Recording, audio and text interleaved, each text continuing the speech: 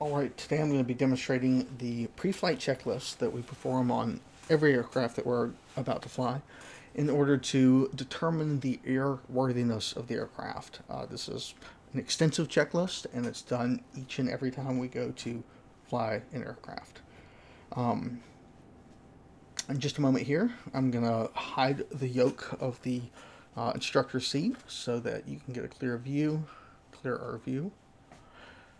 In that little door there would be where the COH is located. That's documentation for the airplane. Also, you would typically find a airworthiness certificate and a placard, which would tell you what the plane can and can't do. It's not visible in the simulator. Next, we're going to make sure that the flight controls are free and correct. So I'll be moving the yoke, and we want to see that the corresponding ailerons move in accordance with the yoke. In my aircraft, I can actually look out the back so I can see the elevator. Can't do that in this aircraft, so I'm going to go to an external view. And in a moment here, you're going to see that same check where I'm making sure the ailerons are moving correctly and that the elevator is responding correctly to the yoke. Next, we're going to verify that the ignition switch is off. So, because I taxied to this location, I had not switched off the ignition, which I'm about to do right now. Next, we would be looking for a fire extinguisher. It's typically located in between the two seats, and you want to make sure the fire extinguisher is valid. It's in the green.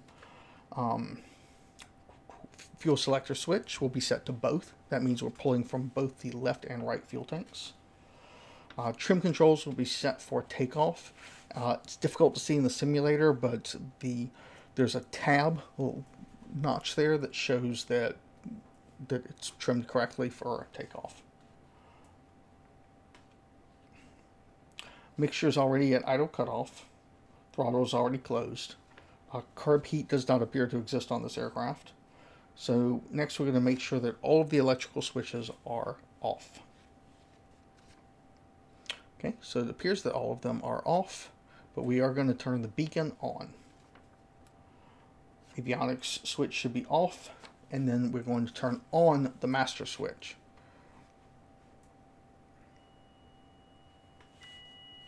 With the master switch on, we can now lower the flaps. So we're going to drop the flaps down to their full 30 degrees, and we want to verify that those flaps are moving correctly.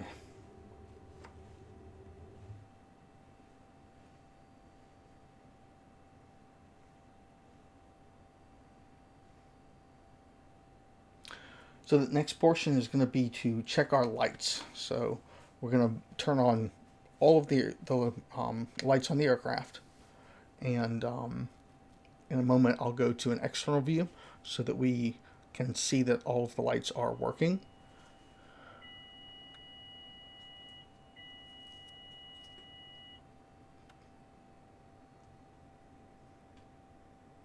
In just a second, when I recall, that's the step I'm on.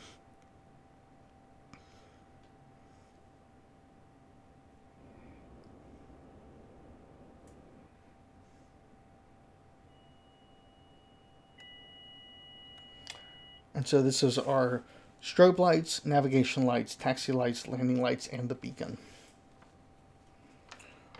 Once we've completed that, we will get out of the aircraft and we're going to do a walk around to verify that all of the lights are illuminated properly, strobe lights are strobing, and that we haven't suffered a bulb that's gone out. So starting off at the left wing, we just walk around the aircraft. We can see the lights there are good. We continue back to the tail light that would be on the aircraft, and then we move over to the right wing. We're going to verify those lights are on and that the strobes are blinking, which you can see. And then you can see that the landing lights that's on the wing there are illuminated. Some Cessnas actually have the main light right underneath the propeller.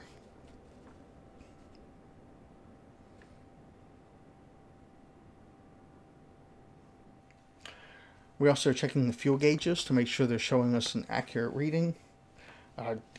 any pilot will tell you that you don't want to trust your aircraft to those gauges alone.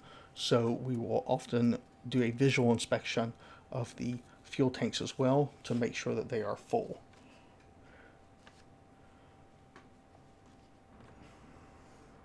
Alright, so now we'll be getting out of the aircraft, and we're going to check the fuel sump, which is a little contraption we use that pulls fuel out of the lowest part of the tank. We're checking to make sure that the fuel type color matches what this engine is designed for, and we're also looking for any water or water pellets that may have formed due to condensation inside the fuel tank.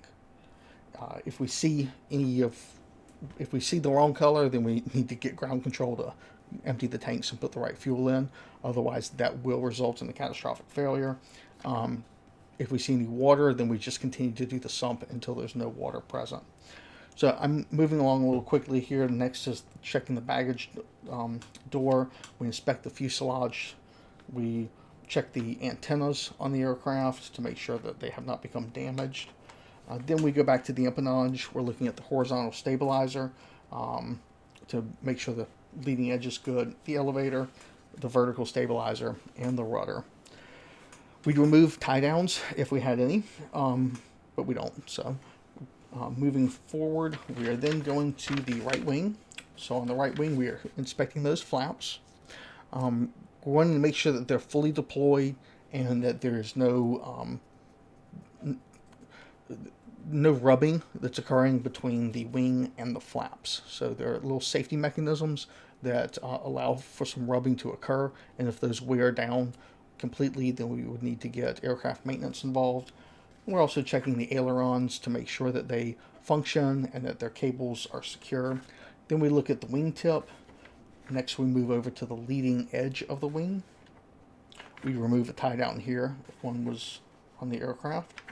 Then we go to the right fuel sump, which was that little what I was talking about earlier with checking for no water and for the correct fuel to be in our tanks.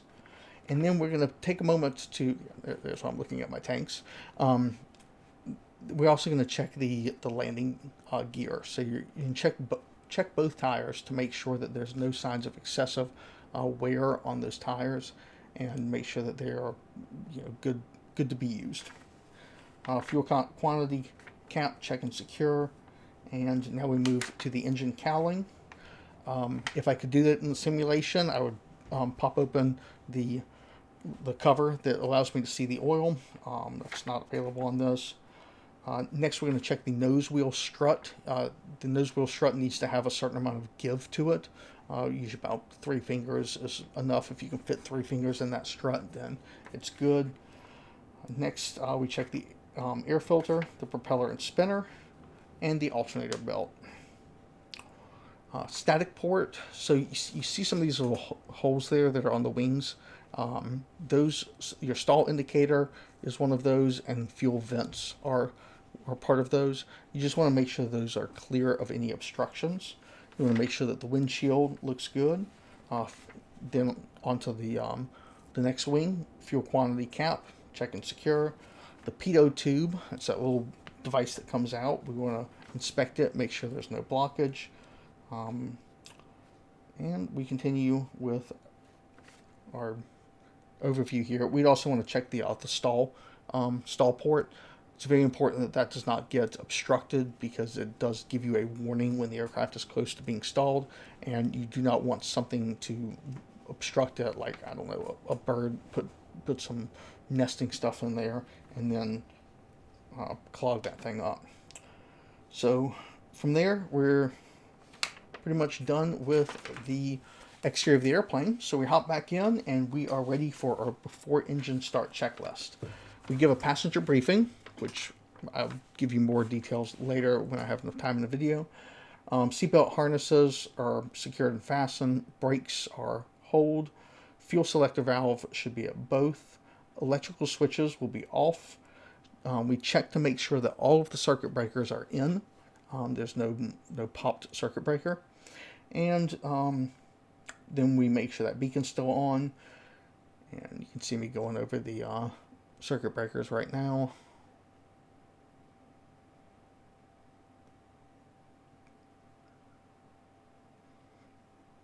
And shortly we'll be moving over to the engine start.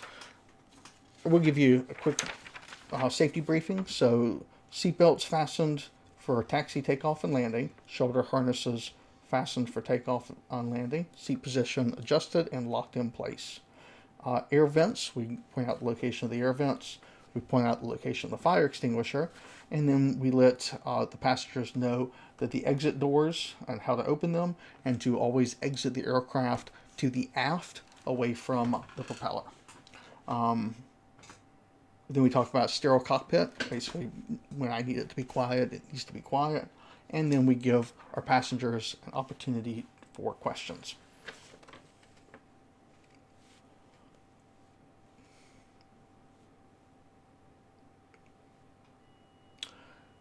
After that's complete, we're to engine start. So mixture should be rich.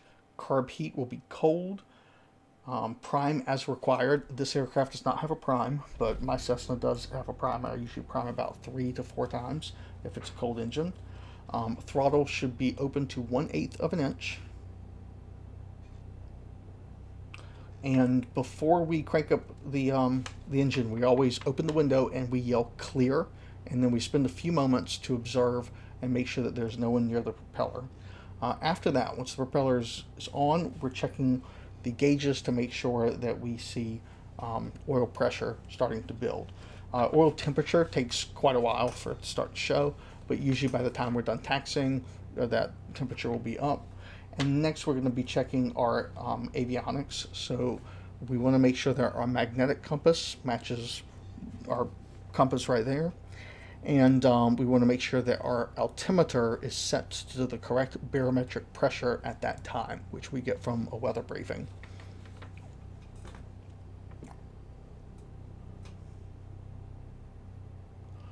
So now we're bringing the flaps up. We're going to turn the avionics master on. Good. We want to make sure our transponder is set to standby.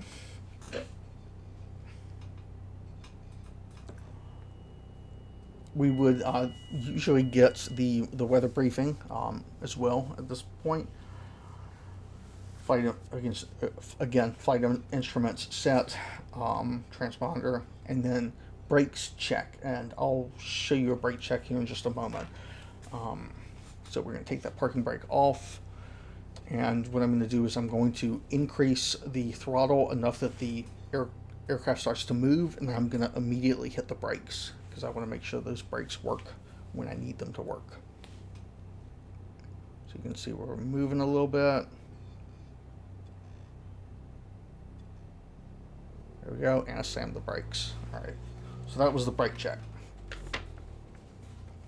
From here, we're going to contact ground, excuse me, and we will be letting tower know who we are, where we are, and what our intention is. I'll go over more on tower calls a little later, but let's just pretend that they've cleared us and told us to taxi to the active runway. So now we are going to taxi, and as my instructor told me, he said someone took the time to paint that center line, so it's our job to do our best to use that center line, which I kind of like. And we should always be gentle on our taxi procedures, so not too heavy on the brakes, not too quick on the throttle. We just want the aircraft to start rolling, and then we kind of move at our pace. The whole point of this is just the safe movement of the aircraft, so there's no reason to do anything careless. We're just moving from our parking location to where we need to be.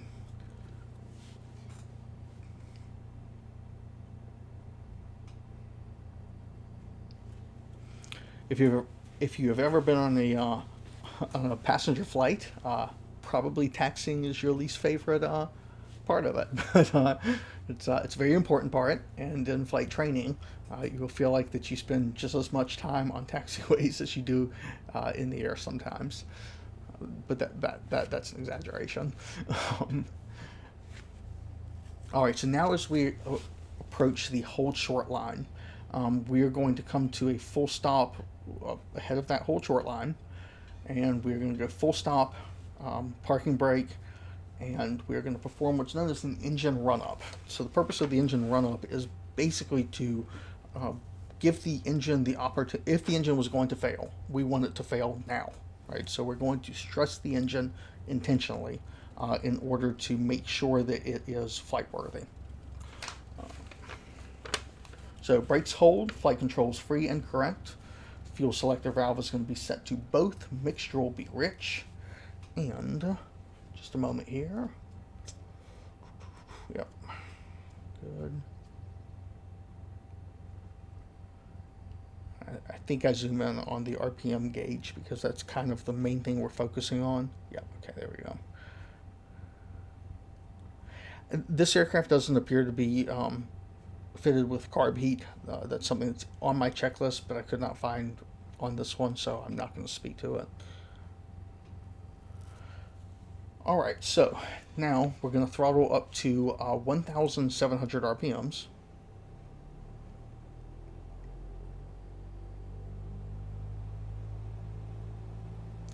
And then we're going to do a magneto check. So by default, the aircraft is set to both magnetos. So we're going to first go to left magneto, and we're looking for a corresponding drop in RPMs.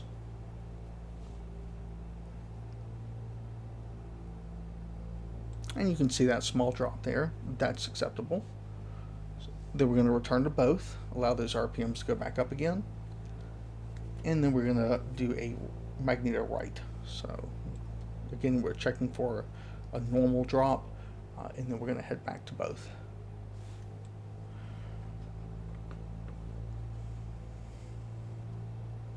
Aircraft do tend to have a lot of redundant systems. However, it's always good to test both systems independently because you wouldn't want to be in the air and suddenly find out that you only have one magneto.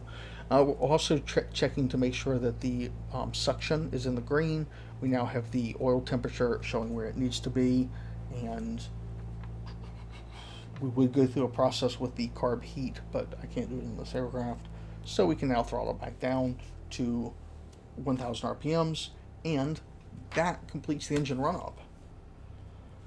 So then we would give a pre-takeoff brief, which is something I'll go over at a later time.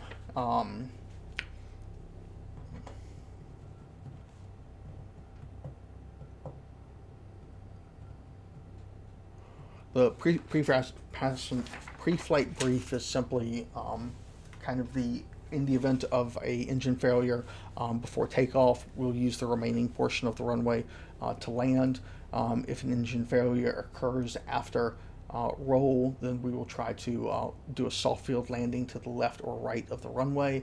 If an engine failure occurs after we've got up and airborne and over 700 feet, then we will return to the pattern and we will come back and land at the same runway. So it's just kind of a worst case scenario rundown for a potential loss of engine during takeoff.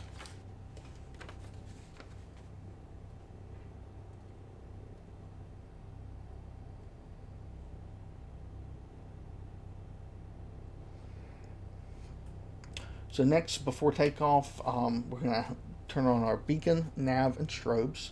Landing lights on, transponder set, flight instruments, we're going to do one more check.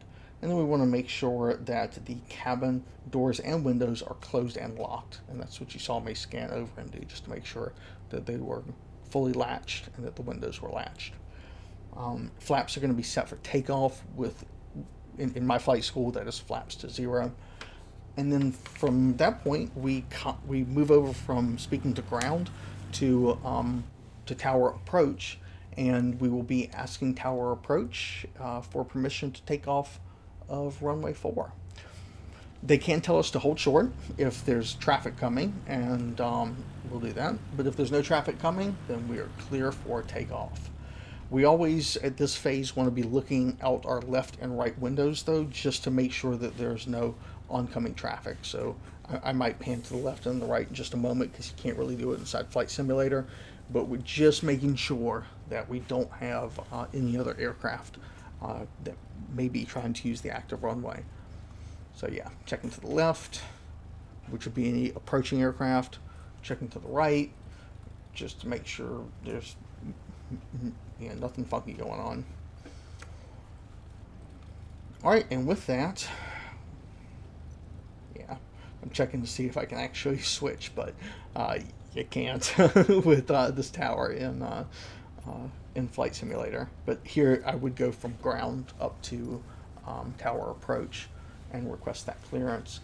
Just to give you an idea of what I covered, I didn't use this checklist in game, but you can see here that the checklist that the game has is very similar to the checklist that is part of my documentation, and I'm just going to quickly kind of thumb through it so you can see that, you know, I covered everything that I needed to cover.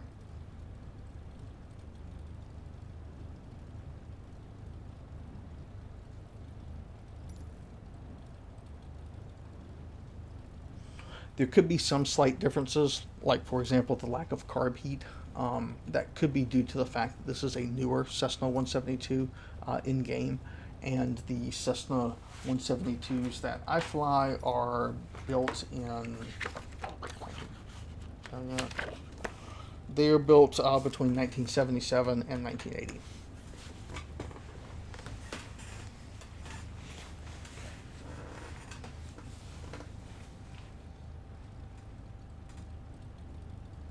Alright, so we're going to pretend that tower has just given us clearance to take off. And just a moment, we're going to be taxiing out on the active runway. The goal is to align right on the center line. So we want to get right in the middle of that 22. I apologize, I misspoke and said runway 4. It's runway 22.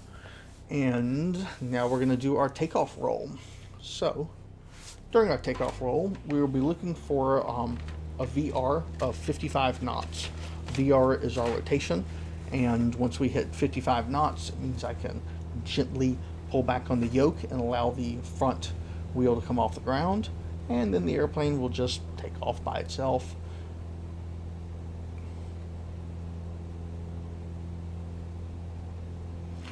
During takeoff, you do want to do everything that you can to fly the heading of the runway.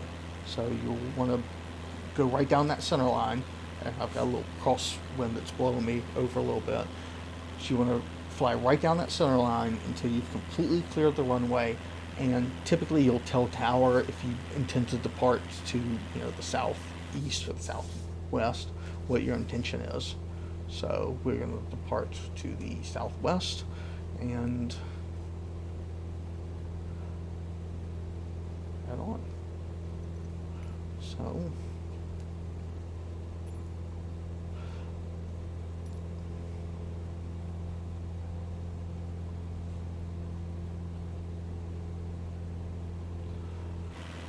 once I get out of New Bern's controlled airspace, they would do a kind of a handoff. So they would advise me to speak to Cherry Point. Cherry Point is the one who does the flight following for the larger area. So I would be given a frequency change approved. I would contact Cherry Point and request flight following. Cherry Point would come back with a transponder setting for me to put in.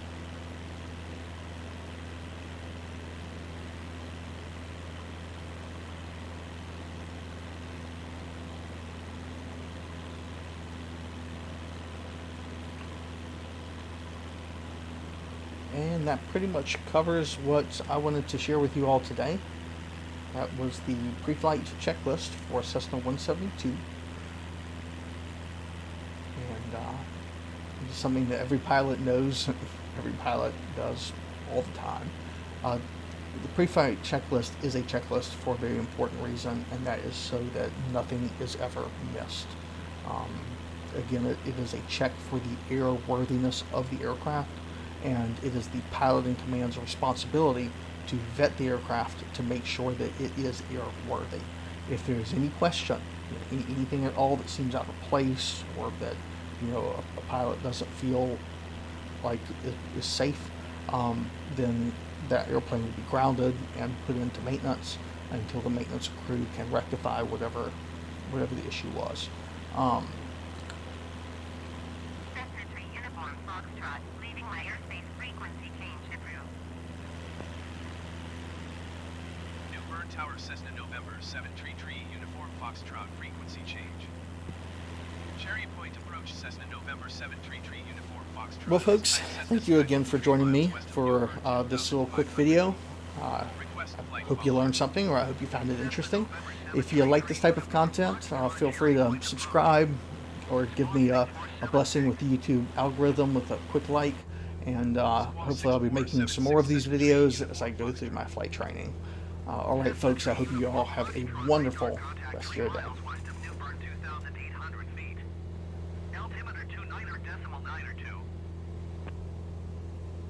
Roger, Cessna 3